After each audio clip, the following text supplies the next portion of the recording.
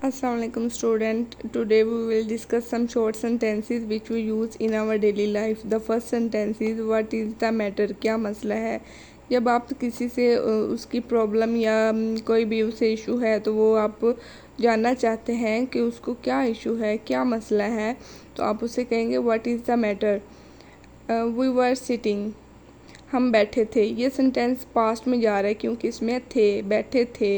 ये किसी भी इवेंट के बारे में है कि जब कोई इंसान बताना चाहे कि हम बैठे थे पास्ट में किसी भी जगह, तो वो कहेगा वी वर सिटिंग। ठीक है। तो नेक्स्ट है ही कम्प्लीटेड द टास्क, उसने काम मुकम्मल कर लिया।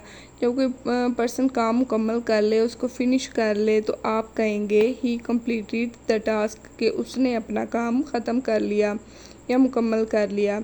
Give him a chance to, उसे भी मौका दें। जब आप किसी इंसान को अपॉर्चुनिटी देना चाहें, कोई भी चांस देना चाहें, तो आप कहेंगे give him a chance to, कि उसे भी मौका दें।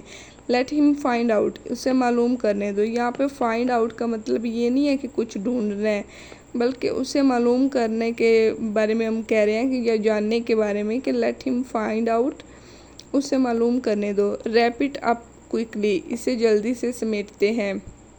ठीक है। तो यहाँ पे रैप इट अप का मतलब ये नहीं है कि आपने लपेट लेना है किसी चीज़ को या समेट लेना है। यहाँ पे ये हम मतलब लेंगे कि किसी चीज़ को या किसी काम को जल्दी से ख़त्म करना या फिनिश करना, बिल्कुल कंप्लीट करना।